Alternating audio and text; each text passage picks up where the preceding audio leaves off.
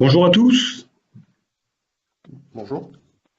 Alors, bienvenue à ce troisième webinaire de présentation des appels à projets du pôle opéré par le pôle Moveo. Donc, je suis Nicolas Dattès, directeur innovation du pôle Moveo. Alors, avant de commencer, je vous remercie tous de couper votre micro pour pas qu'il y ait d'interférence. Vous pourrez poser toutes les questions que vous souhaitez pendant l'intervention en utilisant votre clavier, en nous envoyant des messages. Nous collectons les messages et on pourra y répondre à la fin de l'intervention.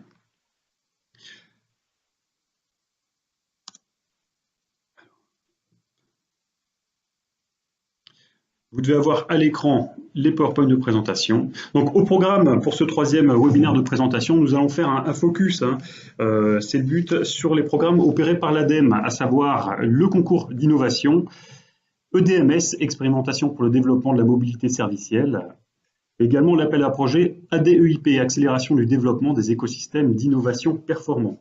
Donc encore une fois, si vous avez des questions, n'hésitez surtout pas à les poser. Gardez bien votre micro fermé et posez-les en utilisant le clavier et le petit service de messagerie de Skype. Donc pour nous présenter ces appels à projets opérés par l'ADEME, Anthony Delarge est venu et va participer à ce webinaire. Anthony Delarge fait partie de la direction des investissements d'avenir de l'ADEME. Je vous rappelle, si vous avez des projets d'innovation collaboratifs ou non, d'ailleurs, le pôle Moveo peut vous aider à structurer votre projet. Structurer un projet, c'est trouver les bons partenaires, cibler le bon appel à projet. Bien sûr, il y en a beaucoup, il y a beaucoup de financeurs différents. Chaque appel à projet a ses caractéristiques. Nous les connaissons, donc nous pouvons vous aider. Nous travaillons avec beaucoup d'experts, plus d'une centaine d'experts qui sont détachés de tous les membres de Moveo. Donc nous pouvons vous aider à consolider votre dossier et à vous entraîner. Alors, non seulement il y a des expertises du dossier papier, mais nous faisons également des entraînements pour les appels à projets qui nécessitent une présentation orale. De plus, Moveo, c'est également un écosystème que l'on peut mettre à votre disposition. Voilà.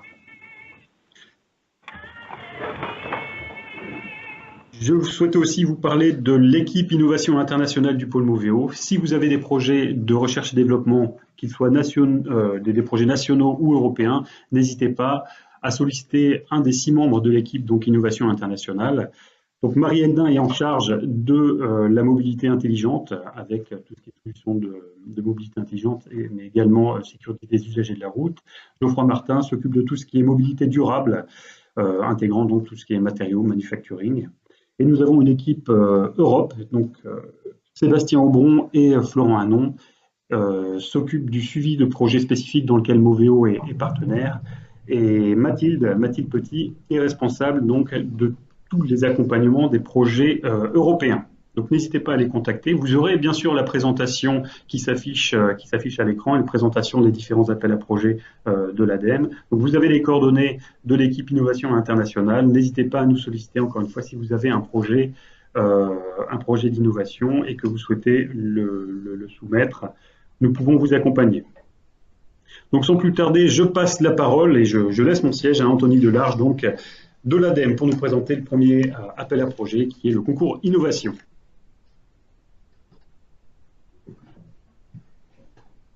Bonjour à tous. Donc vous noterez qu'il s'agit de la présentation de la vague 1, dans la mesure où la présentation aujourd'hui est faite de façon prospective par rapport à la vague 3 qui n'est pas encore ouverte et qui ouvrira courant février 2019 pour une clôture en mai 2019. L'objectif ici, donc le concours d'innovation est réservé aux PME, mais c'était surtout de vous prévenir le plus tôt à l'avance de ce qu'on allait avoir en 2019 pour que si vous envisagez de faire des projets, vous puissiez rédiger dès maintenant le dossier et justement travailler avec Moveo au plus tôt, notamment pour la problématique de la labellisation. Pour le petit retour d'expérience qu'on a eu de la vague 1 et de la vague 2 qui se termine, mais qui ne traitait pas de la thématique transport, justement sur la vague 1, on n'a pas forcément prévenu les entreprises assez tôt et vous avez eu un temps très court pour rédiger des dossiers et du coup encore plus court pour faire des labellisations.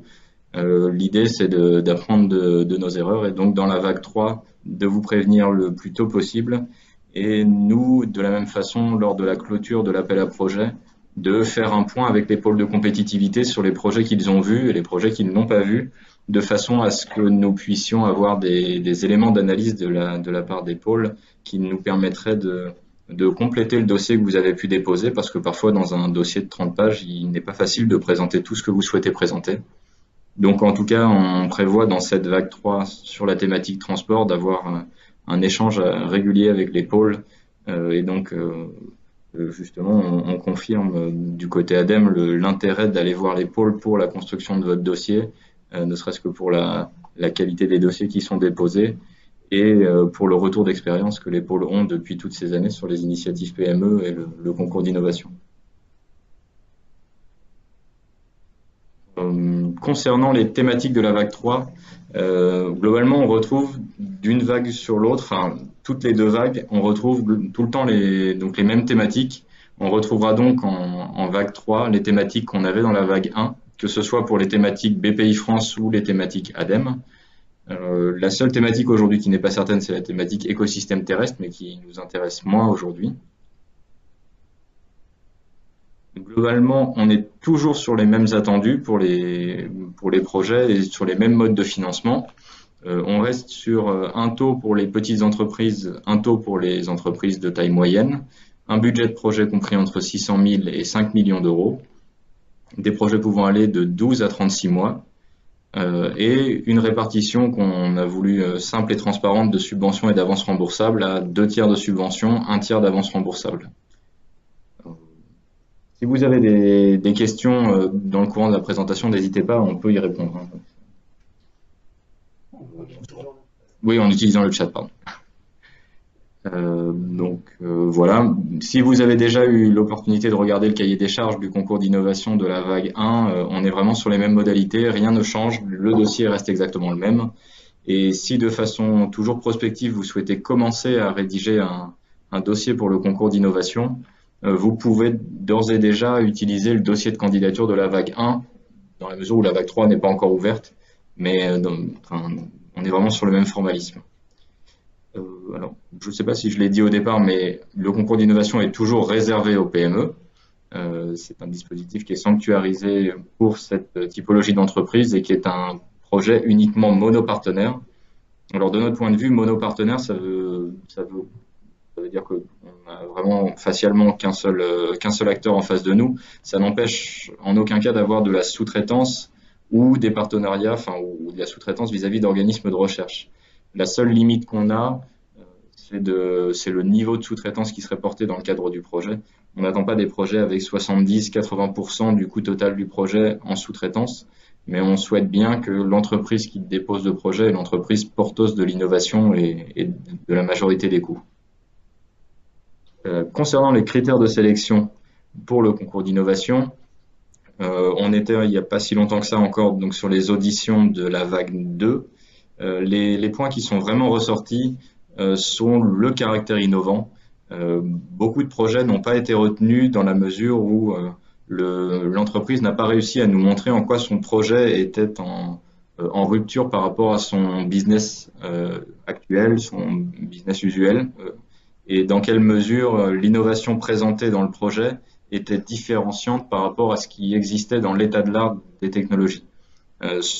Quelquefois, on voit dans les dossiers des états de l'art qui présentent l'état de l'art de la société, ce qui est très intéressant pour nous, mais qui ne présentent pas du tout l'état de l'art de l'écosystème dans lequel la société se trouve.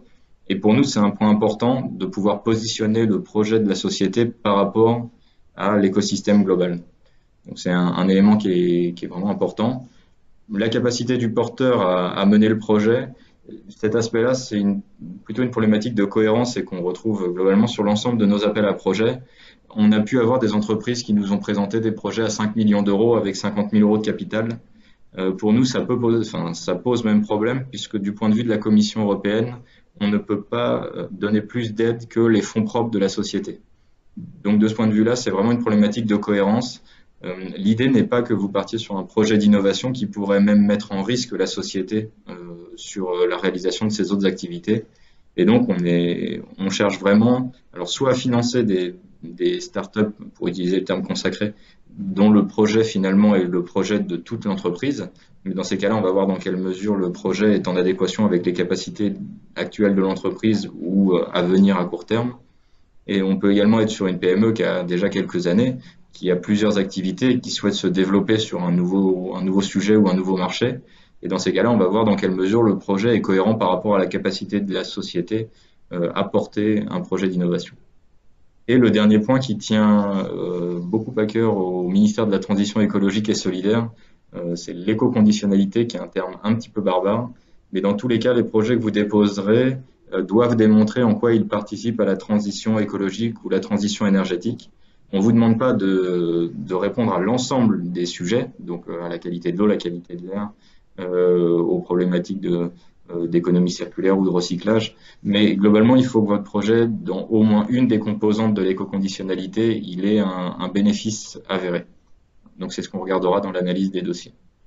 Et enfin, l'impact économique du projet, mais ça globalement, je pense que lorsque vous réalisez un projet, ce point est de toute façon pour vous important. On cherche des projets qui vous permettront à terme de créer du chiffre d'affaires et potentiellement des emplois. Et donc la labellisation, mais j'en ai parlé juste avant, même si on indique qu'elle est optionnelle, on fait en tout cas tout, nous, lors de nos comités d'évaluation, où on fera en tout cas tout dans la vague numéro 3, pour utiliser toute l'analyse qui a été portée par les pôles pour être un complément d'analyse à celle que nous aurions pu avoir dans le cadre du dépôt de projet. Donc n'hésitez pas à avoir les pôles qui sont compétents dans les domaines concernés. Donc Moveo, sans aucun doute. Alors, un petit focus sur le process, mais je ne passerai pas forcément trop de temps pour garder un peu de temps pour les autres AAP. C'est juste pour vous donner un aperçu. Ne tenez pas compte des dates qui correspondent aux dates de la vague 1. Mais l'idée, c'est de dire qu'en fonction de la taille de votre projet, vous n'aurez pas forcément le même traitement. Lorsque vous êtes en dessous de 800 000 euros, on appelle cela du coup des petits projets, et vous êtes dans une phase d'instruction accélérée qui vous permet du coup d'avoir une décision de financement sous 6 semaines. Et lorsque vous êtes sur des projets un peu plus gros, on va être dans un mode opératoire qui est plus proche de ce qu'on a sur les gros appels à projets, avec une vraie instruction de 2 mois et une réunion d'expertise dans laquelle on mandatera des experts externes pour évaluer la pertinence de votre projet, aussi bien sur l'aspect technique que marché. Le dossier de candidature, je ne passe pas forcément du temps dessus, vous aurez l'occasion de pouvoir le télécharger sur Internet pour voir à quoi cela ressemble. Et bon, le planning, globalement, c'est ce qu'on a évoqué. Même s'il a été un petit peu décalé, on est a priori sur une ouverture mi-février pour la thématique transport et une clôture mi-mai 2019. Voilà pour le concours d'innovation.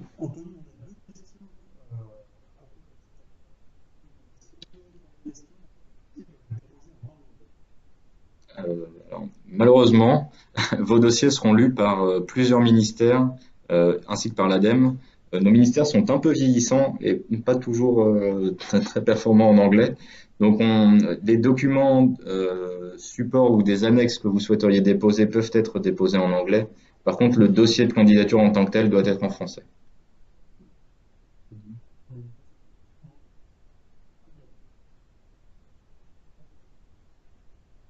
Donc, on est entre 12 et 36 mois. On-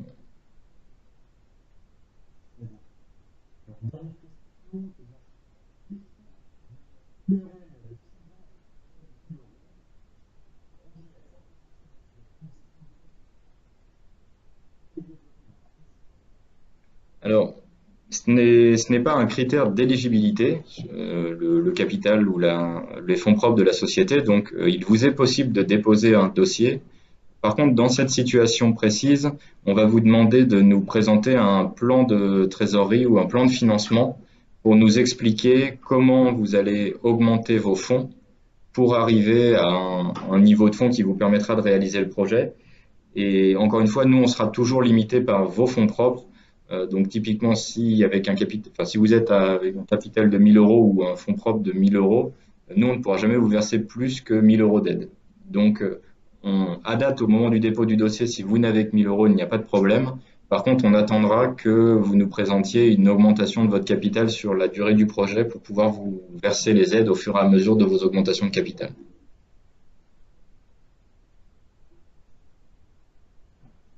On n'a pas d'autres questions sur le concours innovation. Si d'autres questions vous viennent à l'esprit, n'hésitez pas à les poser. On pourra revenir sur les différents appels à projets. Même si on va passer un, on pourra revenir en fin de webinaire. Je vous propose de passer à la présentation du deuxième appel à projet. Donc là, pour vous répondre sur la question était, donc faut-il un capital de 600 000 euros pour toucher le minimum? 600 000 euros, c'est le minimum de coût projet que vous déposez. Nous, on ne finance pas les projets à 100%, mais donc pour une petite entreprise à 45%. Donc il vous faudrait un minimum de fonds propres, donc de peu ou prou 270 000 euros pour pouvoir toucher l'intégralité de l'aide. Sachant que cette évaluation des fonds propres, elle se fait à la date de chaque versement d'aide, en considérant que nous versons 70% de l'aide au début du projet, ou après on peut vous le verser plus tard si jamais les fonds ne sont pas disponibles, et les 30% restants sont versés à la fin du projet.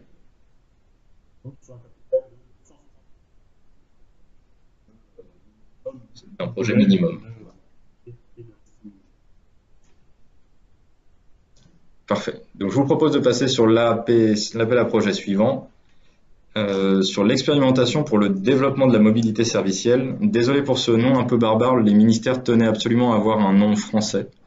Donc, en premier lieu, vous trouverez dans la présentation qu'on vous enverra les liens vers l'appel à projet et vers les différents lieux d'échange disponibles via la Fabrique des mobilités, qui vous permettra d'échanger ensemble sur les sujets. On a eu par les retours d'entreprises et de collectivités une expression de besoin sur la mise en relation des différents acteurs, sachant que des collectivités souhaitaient accueillir des expérimentations de Mobility as a Service et d'autre part des entreprises qui souhaitaient porter des services mais qui n'avaient pas de terrain d'expérimentation.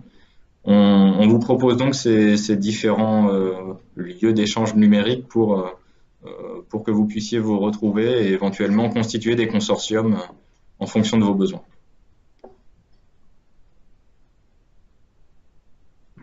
Alors, pendant que j'y pense et pour ne pas oublier, vous aurez la mise à jour, mais sachez que cet appel à projet qui devait initialement clôturer au 31 janvier a été décalé au 12 mars pour permettre aux porteurs de projets de rédiger des dossiers finalisés et aux collectivités de prendre vraiment le temps de valider les décisions dans la mesure où au niveau des collectivités, il y a toujours des process qui peuvent être longs. Au niveau des objectifs des expérimentations, globalement, on est dans le Mobility as a Service. Un point qui est pour nous important, c'est l'échelle du projet, de l'expérimentation que vous nous présenterez. On n'a pas pour objectif de faire une dissémination d'un nombre très important de services de mobilité sur des territoires de petite taille.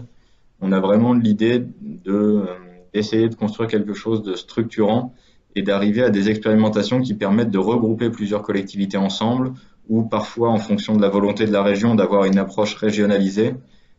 Donc on est vraiment sur cette approche territoriale significative des projets où on incite en tout cas les gens à essayer de travailler ensemble pour expérimenter des choses nouvelles. Deux points qui seront effectivement beaucoup regardés sur les projets qui seront déposés, c'est le point de la réplicabilité, et c'est pour ça qu'on demande plusieurs terrains d'expérimentation. On veut que vous nous démontriez en quoi les services que vous allez proposer, ils ne répondent pas aux besoins spécifiques d'une collectivité, mais ils sont conçus avec des termes que vous connaissez, de façon modulaire, de façon générique, pour permettre de répondre aux besoins de chacun sur une base modulaire.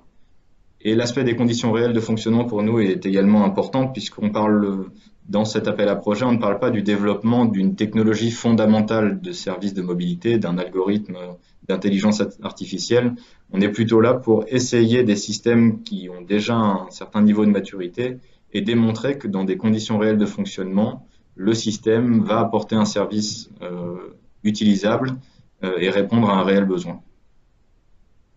Donc on est à la limite entre le projet de R&D pour développer des nouveaux services numériques et les appels d'offres de marché public des collectivités qui souhaiteraient déployer un service.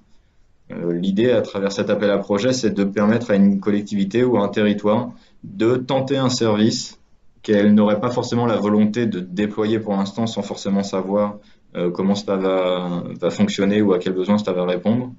Mais donc on est entre ces deux aspects-là.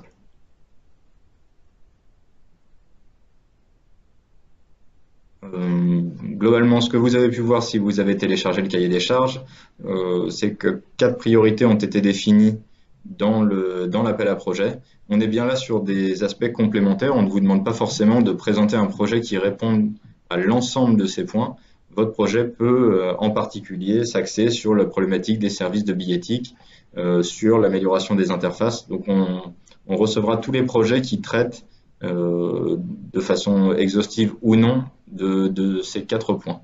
Bon, pour les gens qui connaissent le Mobility as a Service, de toute façon, on ne va pas forcément détailler chacun de ces points. Vous aurez plus de détails dans le cahier des charges si vous le souhaitez sur les aspects qui peuvent être intéressants à étudier. Et le dernier point concernant les objectifs de l'appel à projet sont les objectifs que l'État peut avoir derrière cet appel à projet. On reste dans un appel à projet avec du financement public. L'État, lorsqu'il met à disposition du financement public pour ces expérimentations, a derrière ça un besoin. Et il s'agit donc de ces 3 besoins. Pour nous, il est important qu'à la fin du projet, vous puissiez quantifier le bénéfice qu'aura pu apporter le service et finalement, dans l'autre sens également, quel impact négatif aura pu être constaté dans le cadre de l'expérimentation. On apprend autant des échecs que des réussites et on n'a aucun problème à ce qu'à l'issue d'un projet d'expérimentation, la conclusion soit finalement, on a constaté qu'on a eu un énorme report modal des piétons sur les navettes. C'était pas forcément ce qu'on voulait. On n'a pas du tout géré la congestion sur le territoire. Bon, globalement, le service qu'on propose, il fonctionne pas tout à fait. Donc, on est vraiment très attaché à cette notion d'impact pour pouvoir évaluer à la fin des projets quelles solutions de service auront été pertinentes pour répondre à un besoin ou à un autre. Sachant que du coup, ça me permet de passer au point d'après. Quand on parle des communs, on n'est pas du tout là, on reste dans un domaine concurrentiel avec des acteurs entreprises qui ont chacun leurs expertises, chacun leurs algorithmes ou leurs produits propres. L'idée n'est pas d'ouvrir tous ces systèmes à tous les participants des projets. On est bien sur une notion plutôt d'open data que d'open source. Et pour nous, l'idée, c'est juste que l'ensemble des projets que nous financerons puissent échanger une fois par an ou peut-être un peu plus régulièrement, pour que, au niveau national, on voit émerger les solutions de services qui peuvent servir et qui peuvent être utiles et efficaces, et les services qui auront été moins pertinents pour telle et telle application, et que ces conclusions-là puissent bénéficier à l'ensemble des acteurs qui auront été financés. Pour information, puisque pour vous ça peut être utile pour définir la taille de votre projet, on est sur un volume d'aide total de 15 millions d'euros pour ce dispositif-là, avec l'objectif on n'est pas forcément, encore une fois, c'est un rapport de la Cour des comptes qui nous le dit, dans l'objectif de la dissémination de plein de petits projets, on est plutôt là pour essayer de financer un nombre défini de projets plus structurants. On n'est pas non plus à l'extrême, on n'a pas pour objectif de ne financer qu'un seul gros projet national, mais on peut dire qu'en termes d'ordre de grandeur, pour nous, on pourrait être entre 10 et maximum 20 projets financés. Et ça peut vous permettre d'avoir un ordre de grandeur de la taille des projets qu'on peut attendre. Et le dernier point, donc là l'État est toujours un petit peu chauvin sur ces aspects-là, on ne financera que les expérimentations localisées sur le territoire national. Je précise bien financer dans la mesure où vous avez pu vous construire par rapport à vos besoins des expérimentations transfrontalières, et l'objectif n'est pas non plus de casser une collaboration transfrontalière, mais dans ce cadre-là, nous ne pourrons financer que la partie de l'expérimentation située sur le territoire national.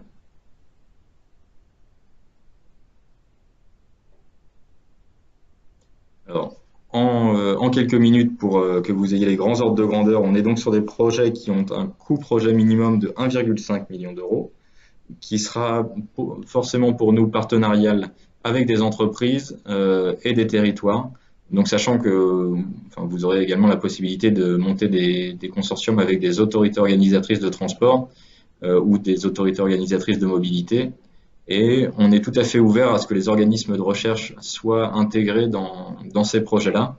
On n'est pas forcément dans l'idée tant sur les organismes de recherche d'intelligence artificielle ou de technologie numérique fondamentale que sur des organismes de recherche d'études sociales ou sociétales des impacts des services qui sont proposés. En tout cas, on reste, nous, très ouverts sur les consortiums qui peuvent se monter et en tout cas, considérer qu'à ce stade, vous pouvez laisser parler votre créativité et proposer les projets qui vous semblent les plus pertinents. Au niveau des ministères, il n'y a pas d'a priori sur la typologie de projet qu'on pourrait vouloir. On sait qu'il est déjà compliqué de monter des partenariats privés-publics dans ces sujets-là. Donc, déjà, faites au mieux avec ce qu'il est possible de faire dans ce cadre défini. Sur les subventions, sur les financements, on est également sur un modèle inversé par rapport au concours d'innovation, mais prédéfini, avec 1/3 de subvention et 2/3 d'avance remboursable, de façon à ce que vous puissiez très rapidement vous positionner sur le financement envisagé lorsque vous ferez une étude préliminaire de votre projet. On reste sur un 20% de frais connexes comme pour les appels à projets, les autres appels à projets. Et toujours en lien avec les problématiques de la Commission européenne, on ne financera pas une grande entreprise qui formulerait une demande d'aide inférieure à 200 000 euros, car du point de vue de la Commission européenne, cette aide n'est pas incitative. Et le montant minimum de l'avance remboursable est à 100 000 euros.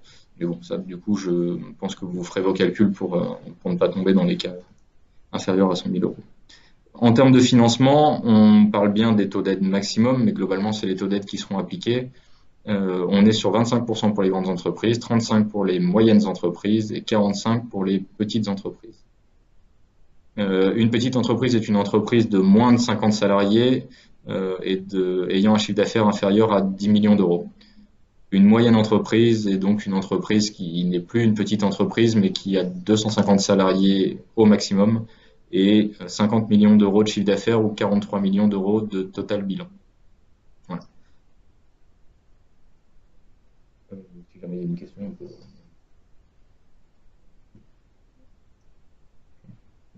Donc oui, on lit la question pour tout le monde. Je représente un établissement public, syndicat mixte SRU. La constitution d'un consortium est-elle requise? Pouvez-vous préciser le rôle attendu de ce consortium, les responsabilités de chacun, notamment dans la conduite de projet? Donc, de notre point de vue, le consortium, il est nécessaire pour la répartition, à minima, pour la répartition de la propriété intellectuelle qu'il peut y avoir et qui peut être éventuellement développée dans le cadre du projet. Donc après, en fonction de la typologie de votre projet, vous n'en aurez pas forcément. Mais de notre point de vue, le projet doit forcément être un projet réunissant à minima une entreprise et typiquement un établissement public comme le vôtre pour pouvoir postuler. Et donc la responsabilité de chacun, là c'est plutôt c'est à vous de définir justement quelle va être la responsabilité de chacun des partenaires. On n'a volontairement pas défini le type le type d'entité que doit être le coordinateur. Vous pouvez en tant que syndicat mixte être le coordinateur du projet et avoir en partenariat une ou deux entreprises privées qui apporteraient des services. D'un autre côté, vous pouvez avoir une entreprise privée qui souhaite porter un projet en ayant une collectivité pour territoire d'expérimentation en partenaire. Mais dans tous les cas, on voudra forcément un projet partenarial. Et la conduite de projet, là c'est pareil, ça dépend plutôt de vos... Enfin encore une fois, il faut avant tout définir vos besoins et ensuite voir dans quelle mesure le projet qui répond à vos besoins peut rentrer dans l'appel à projet. Et c'est effectivement à ce moment-là que le pôle Moveo, il peut vous être d'une grande aide parce que eux ont la connaissance de l'écosystème et des besoins de l'écosystème. Par ailleurs, en échangeant régulièrement avec nous, ils ont la connaissance des appels à projets. Et donc, de ce point de vue-là, ils peuvent faire le lien entre votre projet et un projet financé qui répondrait à notre appel à projet.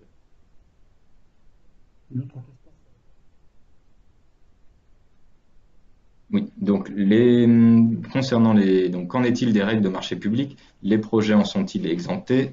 Et sinon, comment faire travailler les collectivités avec des entreprises dans le cadre des projets, sachant la lourdeur de ces règles de marché public? Donc, merci pour cette question, qui est une question qu'on a enfin, à peu près tous les jours. Et du coup, peut-être qu'on peut passer à la slide, voilà, à cette slide-là, qui vous donnera plusieurs liens pour vous aider à identifier dans quelle mesure vous pouvez envisager des dispositifs spécifiques au projet, enfin, aux projets enfin, partenariaux privé-public, sachant qu'on n'est pas, encore une fois, on n'est pas forcément dans le cadre d'un appel d'offres, enfin, vraiment de l'artillerie lourde, en fonction de la typologie de vos projets. Même si le partenariat d'innovation, d'après ce que j'ai compris, n'est pas plébiscité, c'est une solution. Et il existe, enfin, vous le verrez du coup, dans ces liens, d'autres possibilités pour des collectivités de porter des projets collaboratifs. Un autre point qu'une collectivité nous a fait remonter, eux sont dans le cadre d'une délégation de service public. Et du coup, ils traitent l'innovation en passant par leur délégataire, qui est une entreprise privée. Et de ce fait, on retrouve un projet collaboratif entre un délégataire de service public et donc d'autres entreprises privées, et sachant que la collectivité est du coup liée à ce consortium par le biais du délégataire. Donc c'est aussi une solution qui peut être utilisée pour éviter d'être confronté aux règles des marchés publics. Mais bon, on est d'accord avec vous que la problématique des marchés publics est un vrai problème, est un vrai frein pour l'innovation dans ce cas-là. Monsieur Zulesi, enfin le député Zulesi, qu'on a croisé à l'événement CityWay la semaine dernière, a indiqué qu'a priori, dans le cadre de la loi d'orientation de la mobilité ou des mobilités, ils allaient faire évoluer certaines choses sur les problématiques de partenariat d'innovation entre le privé et le public pour permettre d'aller sur des budgets plus élevés et justement être moins bloquant sur ces aspects-là. Alors après, la date de mise en œuvre de ces solutions-là n'est pas encore tout à fait définie, ce serait plutôt à l'échéance de septembre 2019. Bon, ça peut être intéressant pour l'avenir.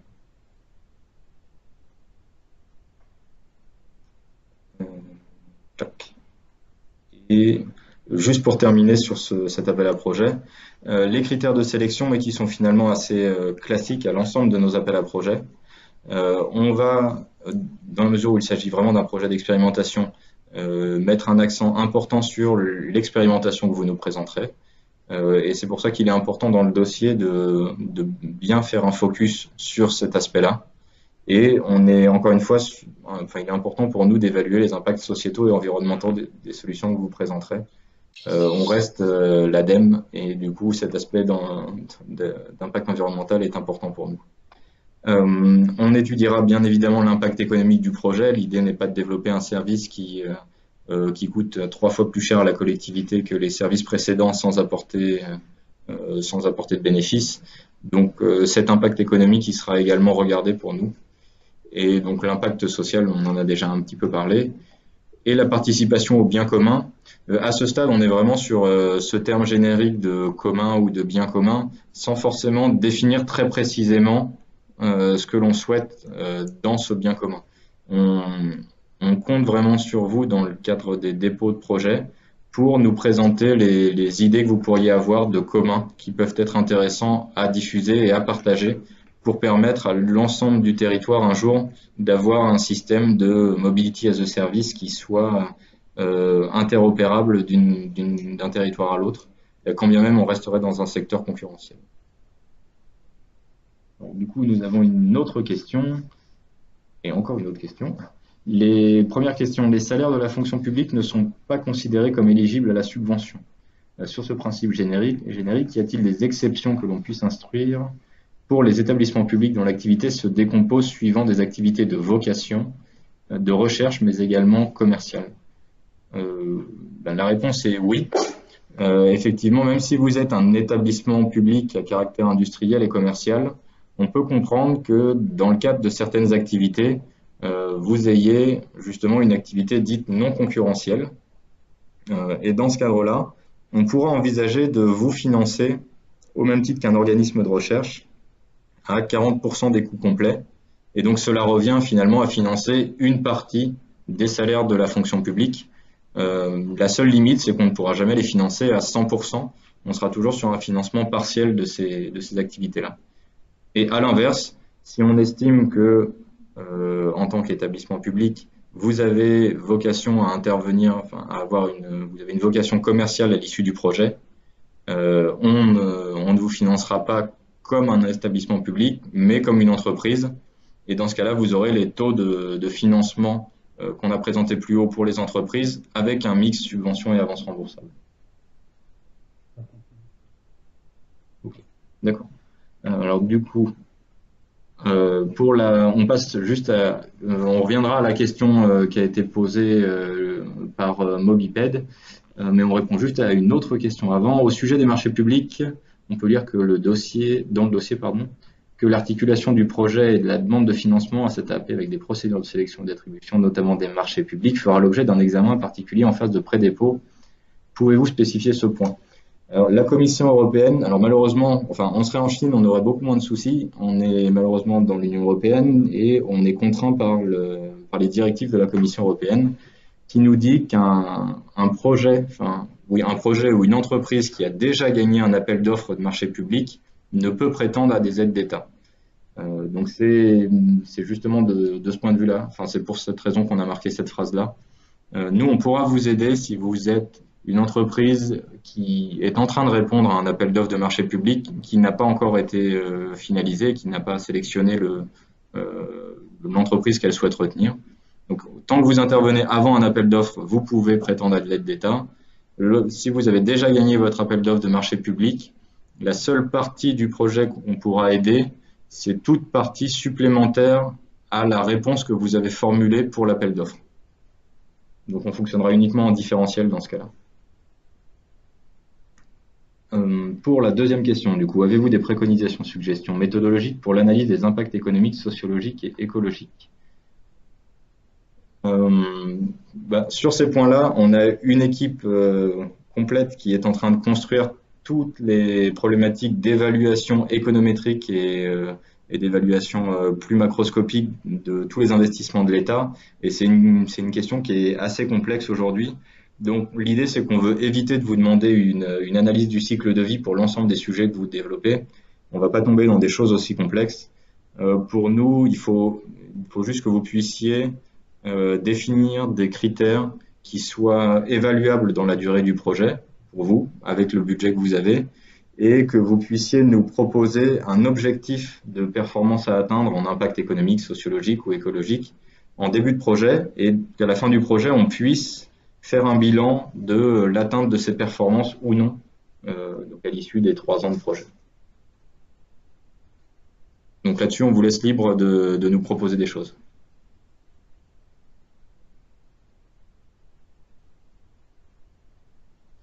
Enfin, pour terminer, en 2 slides, l'appel à projet qui a encore un nom barbare parce qu'on aime ces noms, accélération du développement des écosystèmes d'innovation performants. Sachez que cet appel à projet se clôture au 31 décembre 2018 et qu'il sera rouvert, alors peut-être pas le 1er janvier, mais en tout cas début janvier, pour une nouvelle année, selon des modalités qui seront peu ou prou similaires à ce qu'on a pu faire cette année, sachant que l'objectif macroscopique de cet appel à projet est de valoriser la propriété intellectuelle d'un organisme de recherche ou d'un laboratoire, d'un institut, forcément public, et d'amener cette propriété intellectuelle sur le marché. Donc on n'est pas forcément là pour financer le développement jusqu'à la mise sur le marché, mais au moins passer d'un démonstrateur laboratoire à un démonstrateur à l'échelle 1, pour démontrer que la technologie, elle peut être pertinente sur son marché à l'échelle 1. Voilà. Globalement, ça résume l'objectif macroscopique du projet, de l'appel à projet, pardon. Et au niveau du financement, on est sur des projets collaboratifs, obligatoirement à minima avec une entreprise et un organisme de recherche, des projets de 2 millions d'euros minimum, et donc toujours 20% de frais connexes sur les salaires de personnel interne, et toujours 200 000 euros, enfin pas d'aide en dessous de 200 000 euros pour une grande entreprise. On est sur un remboursement donc à 100% des avances remboursables soit au premier succès commercial, soit à l'avancement projet, et un remboursement, un intéressement de l'État en cas de succès commercial, qui est un seuil à définir avec l'entreprise. Et les taux que vous pourrez retrouver donc, en bas de la présentation et que vous retrouverez dans le cahier des charges. Donc là, je pense qu'on est toujours sur la mobilité servicielle pour cette question. Plusieurs territoires peuvent-ils se grouper? Et si oui, alors, les projets d'expérimentation doivent-ils être liés? Cela a-t-il une incidence sur les dépenses éligibles? Les projets éligibles à subvention doivent-ils être liés? Globalement, oui, c'est ce qu'on entend par la problématique de la réplicabilité ou de l'interopérabilité. On étudiera évidemment le bénéfice qu'ont les territoires à se regrouper ensemble pour porter un projet ensemble. Et l'idée, c'est surtout de pouvoir mutualiser certaines dépenses et vous éviter d'avoir à supporter indépendamment les dépenses d'expérimentation de différents services. Du coup, en termes d'incidence sur les dépenses éligibles, sans savoir forcément a priori ce que vous envisagez comme dossier, nous, on a une liste de dépenses types éligibles qui est prédéfinie, qui sont les dépenses de personnel, les amortissements, de la sous-traitance, d'autres coûts. Et globalement, ces dépenses éligibles, elles le restent pour tout type de projet. Donc l'analyse, elle n'est pas forcément... Le fait de grouper plusieurs territoires ne modifie pas forcément la typologie des dépenses éligibles. Alors, si un organisme de recherche propose de développer des communs, le résultat n'est pas forcément commercial. Du coup, est-ce éligible? Oui. Alors, ce qu'on entend dans ce cadre-là, nous, on est quand même les appels à projets investissement d'avenir, donc tous ceux qu'on a présentés, restent avant tout des appels à projets qui ont pour but le développement économique du tissu industriel ou du tissu économique français. Donc, on est quand même là pour permettre aux entreprises de se développer et par ailleurs, donc au niveau d'innovation, à un certain niveau d'innovation de progresser et aux organismes de recherche de pouvoir valoriser leur propriété intellectuelle. Donc, dans le cadre du développement d'un commun, comme vous l'évoquez, on est sur plutôt la spécificité de l'appel à projet mobilité servicielle, où là, on souhaite aussi que les projets puissent apporter à l'État un retour d'expérience sur les services de mobilité, parce qu'à un moment, l'État français va devoir aller devant la Commission européenne, va devoir aller défendre éventuellement certaines normes, certaines réglementations pour le déploiement de la mobilité servicielle. Et l'objectif, c'est qu'on puisse, au niveau de l'État, aller défendre ça avec un retour d'expérience grâce à vos projets et que l'Union européenne puisse accepter les propositions de la France. Et enfin, lorsque nous déclinerons la directive européenne en droit français, vous ayez déjà une certaine avance concurrentielle sur le sujet puisque vous serez déjà correctement positionné sur les problématiques. Mais du coup, pour répondre à votre question sur l'organisme de recherche, si le seul but du projet est de développer un commun avec un organisme de recherche sans avoir de finalité commerciale, il est possible que le projet ne soit pas retenu. On serait plutôt sur l'idée d'avoir un projet qui pourrait regrouper des acteurs industriels, des acteurs économiques, un organisme de recherche qui serait intéressé pour finalement développer ces communs sur la base de l'expérimentation qui sera réalisée et un ou des territoires d'expérimentation. Donc c'est plutôt comme ça qu'on le concevrait, mais en tout cas le projet ayant uniquement pour but de développer un commun sans but commercial ne serait peut-être pas retenu.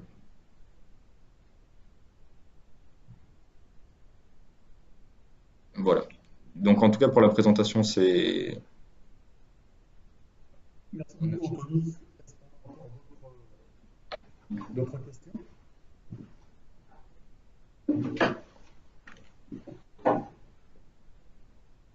Alors, il ne semble pas avoir d'autres questions. J'en profite pour vous préciser que cette présentation sera mise en ligne sur le site de Moveo, ainsi que le replay d'ailleurs de ce webinaire.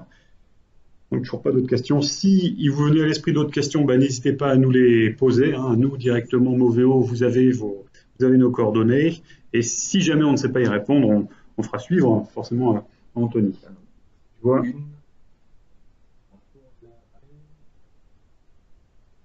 Pour la AP, ce ne sont que des avances remboursables. Alors, quelle AP?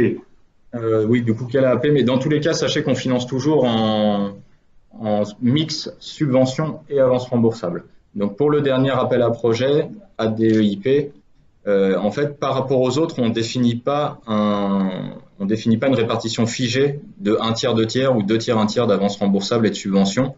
On va l'étudier par rapport à la typologie de votre projet. Si votre projet présente énormément de recherche industrielle, de travaux en recherche industrielle, il sera majoritairement financé en subvention et peu en avance remboursable. Si votre projet est majoritairement en développement expérimental, il sera majoritairement financé en avance remboursable et pas en subvention. Sachant que ces notions de recherche industrielle et de développement expérimental sont une classification des travaux que la Commission européenne nous demande de faire. Vous retrouverez très facilement sur Internet la définition de ces deux notions qui vous permettra de classer vos travaux. Et encore une fois, sur ce sujet-là, le pôle a une réelle expertise et si vous souhaitez venir leur présenter votre projet, ils seront capables de vous préciser quelle est la typologie de votre projet et du coup, quel est potentiellement le financement que vous pourriez avoir à travers l'appel à projet. Pour le concours innovation, on entend de pourcentage d'aide Si, voilà, mais c'est figé. C'est-à-dire que quelle que soit la typologie des travaux, on n'étudiera pas est-ce que les travaux sont en RI ou en DE. On appliquera forcément 2/3 de subvention, 1/3 d'AR. Alors que dans l'appel à projet ADEIP, on va étudier la typologie des travaux avant de pouvoir indiquer une répartition subvention AR du projet.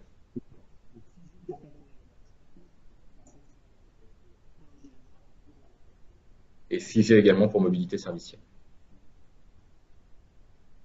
D'autres questions?